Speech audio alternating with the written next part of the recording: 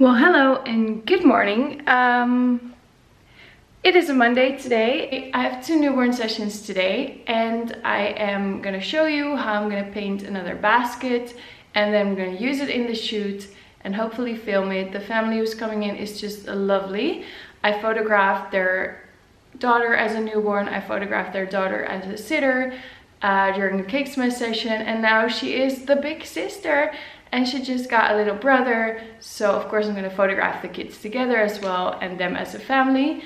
I have beautiful little dresses for the girl to wear as well, so she'll feel like a princess. She'll look like a princess anyway, whatever she wears. But I have beautiful little dresses. And I have a little package I'm gonna open, and it's actually a new canvas to put in the studio. And it's a canvas of our 2 children. So I'm really excited to open that package. I've set up for the newborn session. The parents like earthy tones, so sand colors and just beige and off-white and brown and cream and those kind of colors, which I like as well. So I'm just gonna show you what I've set up. This is my setup. My softbox on the left with a lot of daylight coming in. Here's the beanbag with the 2 sites from shootbaby.co.uk.com, I don't know. Backdrop, I have 2 backdrops on there, like a sand colored one, and then there's like an off-white one underneath. I've got some wraps. But anyway, so I bought another basket. I did a previous video where I painted a basket green and I have it on top of the green wooden floor. I bought 2 more of these baskets. One I'm gonna paint like pink and one I'm gonna paint yellow, just to have some variation. I can use them really well for sitter sessions as well. So if I paint it yellow and then I have this like beige colored background and then some yellow props, it's gonna be super sunny and happy and bright. So I have here chalk paint. It's Home Deco chalk paint. I bought it at a store called Action. But when you're buying a basket and you want to know whether a newborn can fit inside the basket, you can have your like lower arm from your elbow to your wrist as an indication. If that part fits into the basket, a newborn should fit into the basket. Unless you have, I don't know, really small underarms or really large underarms. But I think people's underarms, I don't know, do you call it an underarm? I don't know. But it should be pretty much the same size with everybody. So if that fits into your basket, a newborn should fit. So that's kind of how I buy my basket props. So this paint is water-based. It doesn't smell. It's very easy to clean up. So let's get started.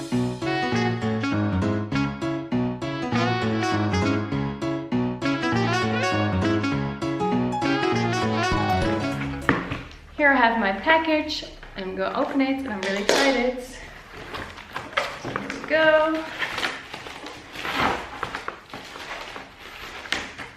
Super excited. Beautiful canvas.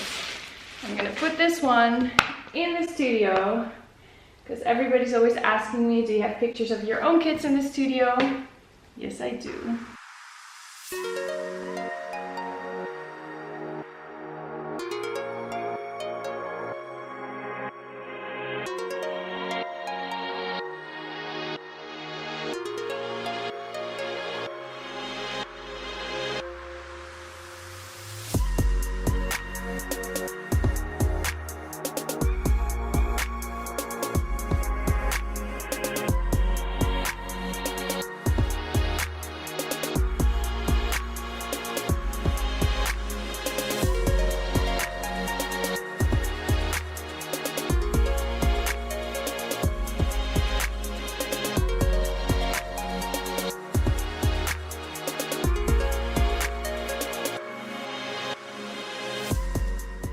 So the people just left. I didn't film much because I don't have my tripod here, so I couldn't put like the camera from like a high view on top of the beanbag. So I didn't film that much when he was on the beanbag. He was sleeping so well. He's just such a sweet and handsome little boy. And then yeah, I photographed him in the green basket and then later in the yellow basket, which I painted. So that looked really cute, and it was so much fun because he brought his older sister who's like 15 months right now. So, and it's so cool because the mother was saying that she really loves my photo of my own kids in the floral circle. So I said, you know what, whenever her brother is gonna have, you know, something to drink, we can dress her up in like a little dress, and then she can sit in the floral circle as well, and I'll just take some bonus photos. So I add these photos to the gallery, so when they choose their photos, they can also choose her photos. And first I had my off-white background here, so I put the floral circle in front of it, and I was like, why am I not using my floral background? So I pulled out my floral background, put the circle in front of it, and I think it looks freaking amazing. I think this looks super cute. I can even do like mini sassies with this combination. So with the floral circle, I have a separate DIY video on how I make this circle.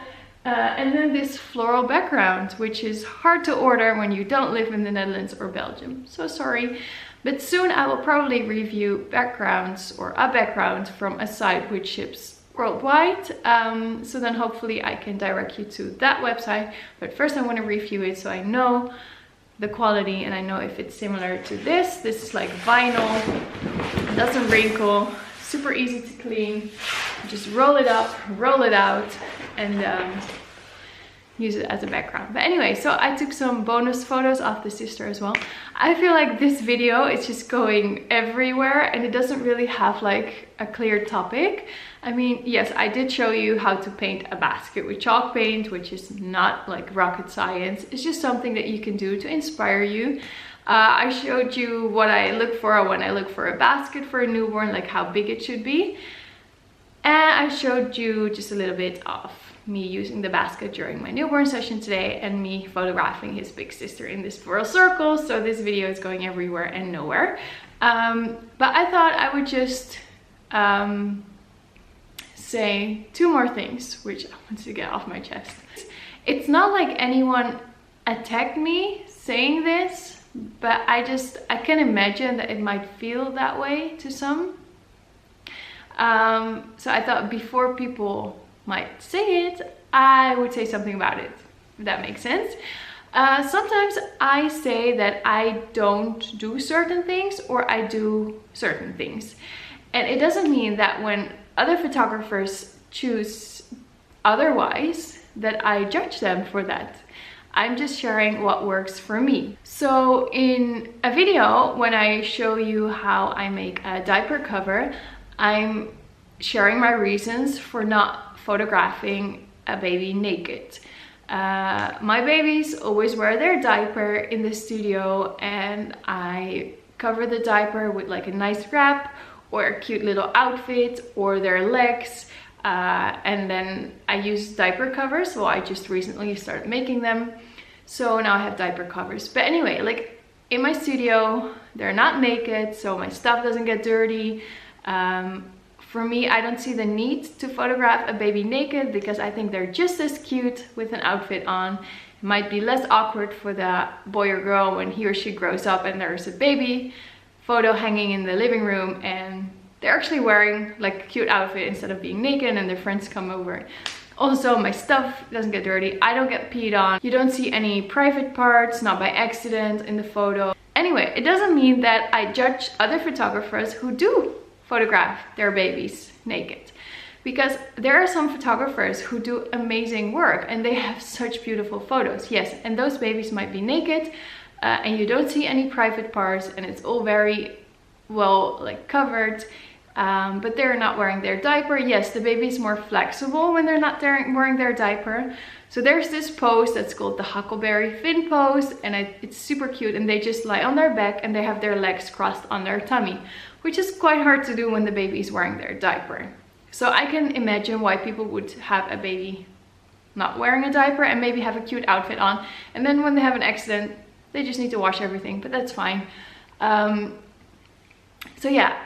Also, the froggy pose, I don't do it. I know other photographers do, and they do it really well. So they work really safe. They can really feel if the baby is still flexible enough to do it. They support the baby at all times. They make separate photos and they Photoshop, like blend them together. They do like composite photos where they really like support the head, support the wrists. I don't do it because to me it's like an unnatural pose. I don't think it looks super cute. I don't want to like put any strain on their hips or like force them into a position that is not natural for the baby. So I've chosen not to do the froggy pose, and I can explain it to the parents and they all understand, and they just as much love the pose where the baby's lying on their hands, just natural, comfortable. So I don't do the froggy pose. I do have some photographers which I love. I love their work and I would love to attend one of their workshops one day, and they do the froggy pose. And it doesn't mean that I think they're a bad photographer, because I know that they know what they're doing. Like one example is Amy McDaniel from Dewdrops Photography.